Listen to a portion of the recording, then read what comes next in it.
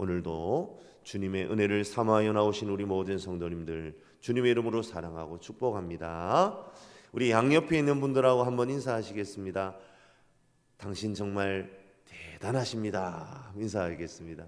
당신 정말 대단하십니다. 우리 앞뒤로도 인사하시겠습니다. 당신은 정말 박수받아 마땅합니다. 우리 인사하면서 서로 한번 격려의 박수로 우리 한번 서로 박수하겠습니다. 사랑하는 성도 여러분, 하나님께서 이 새벽을 깨워서 나오신 여러분들의 이 수고와 기도, 눈물과 땀방울을 절대로 소홀히 여기지 않으실 줄로 믿으시길 바랍니다. 이럴 때는 아멘이 조금 더 커야 됩니다. 제가 다시 한번 해보겠습니다. 우리 서로에게 격려의 박수를 보내고 있는 이 시간에 하나님께서 이 새벽을 깨워 나오신 여러분들의 이 수고와 기도, 눈물과 땀방울을 절대로 소홀히 여기지 않으실 줄로 믿으시길 바랍니다. 아멘. 하나님께서 이 기도를 하나하나 다 들으시고 우리에게 다 갚아주실 줄로 믿습니다. 우리의 기도에 응답하실 하나님께 우리 다시 한번 영광의 박수를 올려드리겠습니다. 할렐루야. 아멘. 주님 찬양합니다. 오늘도 말씀 붙들고 간절히 기도하는 저와 여러분들이 되시기를 주님의 이름으로 축복합니다. 나오미가요, 며느리 룻과 함께 베들레헴으로 들어섰습니다. 나오미의 귀향은 모든 베들레헴 사람들의 큰 이슈였어요. 나오미의 귀향이 큰 이슈가 된 이유는 아마도 지금 귀향하고 있는 나오미의 모습이 베들레헴을 떠났을 때의 상황과 너무 대조적이었기 때문일 것입니다. 21절에 나오미 스스로 내가 풍족하게 나갔더니 라고 말하는 것을 보니 나오미가 죽은 남편 엘리멜렉과 베들레헴을 떠날 때에만 해도 괜찮은 상황이었던 것 같습니다. 그랬던 그녀가 이제 텅 비어서 돌아왔습니다. 우리가 오늘 함께 읽었던 21절 여호와께서 비어 돌아오게 하셨느니라, 이것이 바로 베들레헴 사람들을 웅성거리게 만들었던 이유입니다. 온 마을의 이슈가 되어버린 나오미는 이렇게 반응하죠. 20절에 나오미가 그들에게 이르되 나를 나오미라 부르지 말고 나를 마라라 부르라, 그렇게 얘기합니다. 나오미라는 이름의 뜻은 나의 기쁨, 이런 뜻이에요. 자신의 형편과 이 이름이 어울리지 않는다는 말이겠지요. 대신에 마라라고 부르랍니다. 마라라는 이름의 뜻은 쓰다, 슬프다, 그런 의미입니다. 왜 나오미는 자신을 나오미라고 부르지 말고 마라라고 부르라 그렇게 말합니까? 우리는 이렇게 해석을 할 수 있습니다. 이제 나 망했으니까 기쁨이라는 말로 비난거리지 말고 비아냥거리지 말고 그냥 비참함이라고 불러, 이런 의미일 수 있죠. 야, 내 꼴을 보고 이야기를 해라, 그런 말이겠죠. 내가 지금 기쁨이 겨우 보이냐는 말입니다. 나는 지금 슬퍼 죽을 지경인데 왜 나를 기쁨 덩어리, 복 덩어리라고 부르냐? 그건 나를 두 번 죽이는 일이야. 그런 나오미의 고백일 수 있다는 겁니다. 우리 그렇게 이 나오미의 말을 해석해 볼 수 있어요. 하지만 사랑하는 성도 여러분, 우리는 나오미의 이 고백을 하나님에게 버림받은 한 맺힌 늙은 과부의 넋두리로 해석할 수는 없습니다. 나오미는 자기 스스로를 한탄하면서 자신을 마라라고 부르고 있는 것이 아닙니다. 자신을 마라라고 표현한 것은 하나님을 향한 원망이 아니라 철저한 자기 부정의 표현이죠. 하나님, 지금 나는 빈손입니다. 나는 철저하게 텅 비어버렸습니다. 이렇게 말하면서 결국 나를 도우실 이는 하나님밖에 없음을 역설적으로 드러내는 나오미 방식의 신앙 고백입니다. 그러하기에 우리는 나오미의 외침을 이렇게 해석해야 합니다. 그래, 나 마라야. 나오미가 뭐란 말이야? 다 부질없어. 하나님이 약속한 가나안 땅에 아무리 떡이 없어도 버텼어야 하는데 떠나고 나니 나는 마라라는 것을 깨닫게 되었어. 그런 의미인 거죠. 사랑하는 성도 여러분, 나오미에게 하나님은 자신을 치신 징벌하신 전능자이십니다. 볼륨을 조금 낮춰주세요. 전능자의 징계의 결과는 나오미가 아니라 마라입니다. 그런데 그 하나님은 나를 치시기도 했지만 베들레헴으로 돌아오게 하신 하나님이시기도 하다는 겁니다. 그러하기에 자신을 마라라고 부르는 것은 한탄이 아니라 자신의 텅 비어 있음을 인정하는 것입니다.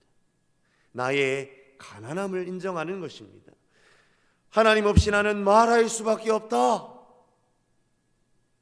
일종의 신앙의 고백입니다. 이렇게 보면 나오미가 21절에 내가 풍족하게 나갔더니 라는 말이 다르게 다가오지요. 여러분 한번 생각해 보시기 바랍니다. 나오미가 베들레헴을 떠날 때 정말 그랬을까요? 정말 풍족하게 나갔을까요? 우리가 지금 가지고 있는 성경은 개역개정이라는 성경입니다. 새번역이라는 다른 번역 한글 성경이 있어요. 거기에는 이 21절의 전반부를 이렇게 해석합니다. 나는 가득 찬 채로 이곳을 떠났는데, 이렇게 번역을 해요. 그녀는 자신이 베들레헴을 떠날 시점에 자신의 상황이 가득 채워진 상태였다라고 말합니다. 하지만 나오미는 스스로 가득 채워져서 고향을 떠났다고 말하지만 동시에 베들레헴을 떠나는 그 순간부터 자신은 뭐였다고 고백합니까? 마라였다고 고백해요. 나갈 때 나는 가득 채워져서 나갔다고 생각했는데 이제 보니 나는 텅 비었네요. 나는 마라입니다. 마라인 상황을 다시 나오미로 바꿔주실 수 있는 분은 하나님 분이십니다.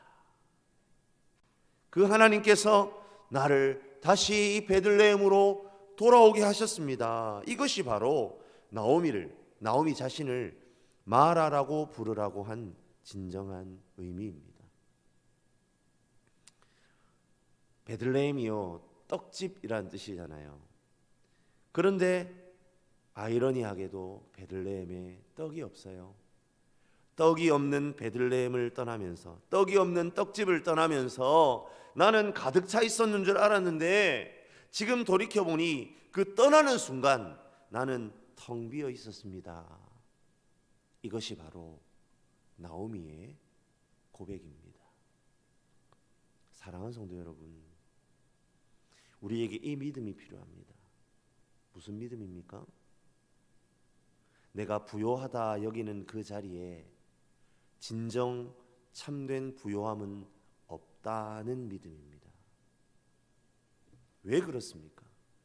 그곳에는 하나님의 부요함이 없기 때문입니다. 하지만 내가 가난하면 그곳은 어떻게 될까요? 하나님의 부요함으로 가득 채워지게 됩니다.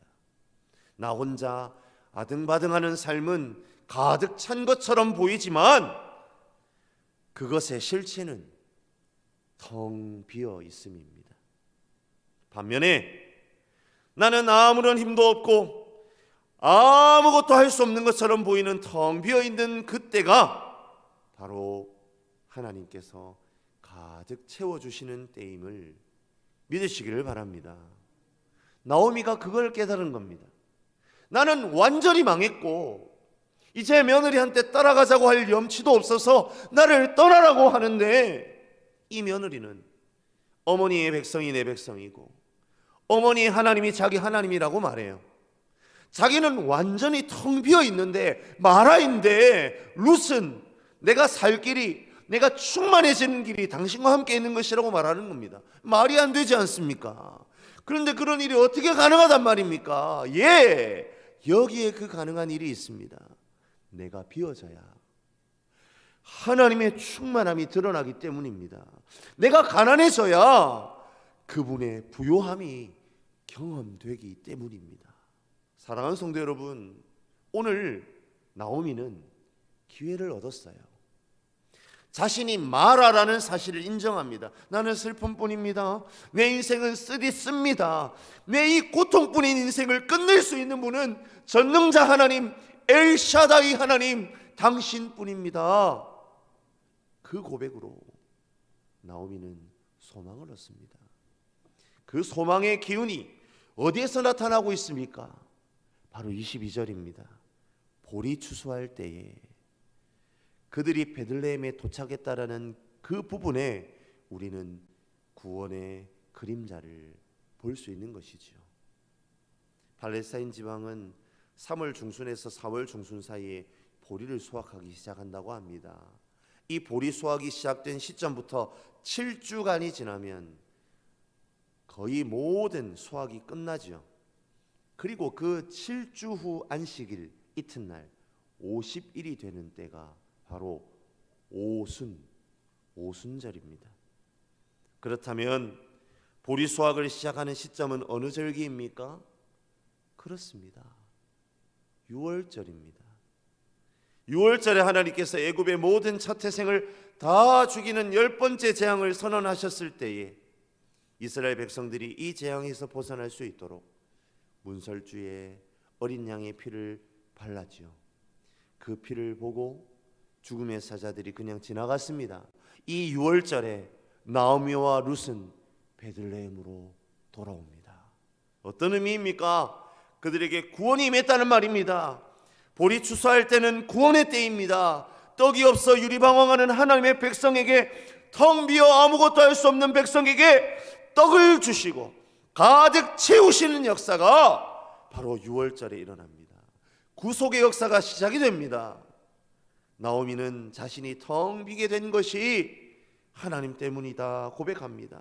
마라라고 고백합니다. 하지만 나오미는 더불어 자신을 베들레헴으로 돌아오게 하신 것도 하나님이시라고 고백하고 있습니다. 전능자 하나님, 엘샤다이께서 자신을 치셨다라는 고백은 그러하기에 복합적인 의미가 들어있는 거예요. 하나님의 치심이 너무나 고통스럽다는 말인 동시에 하나님의 인도하심으로 다시 베들레헴으로 돌아오게 되었다는 신앙의 고백입니다. 나는 마라입니다.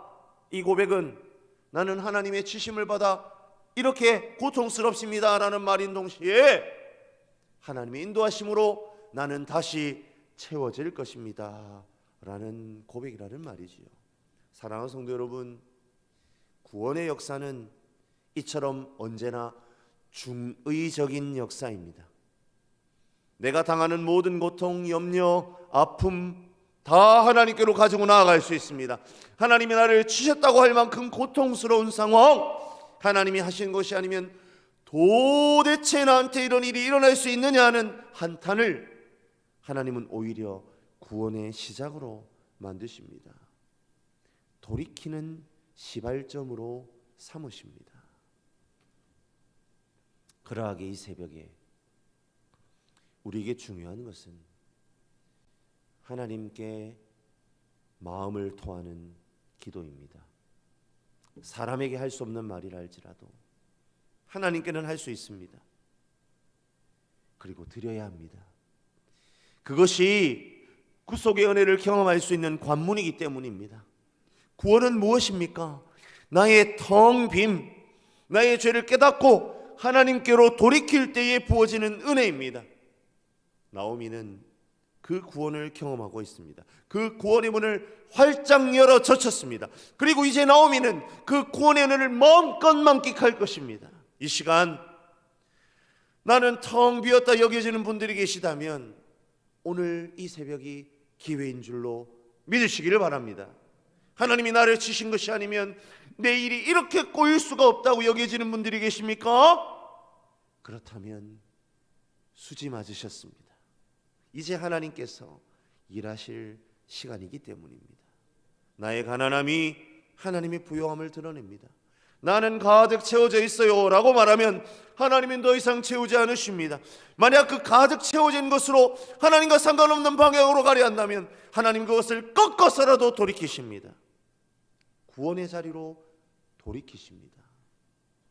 나는 텅 비었습니다라는 고백이 여호와께로 돌아가는 첫 시작임을 믿으시길 바랍니다.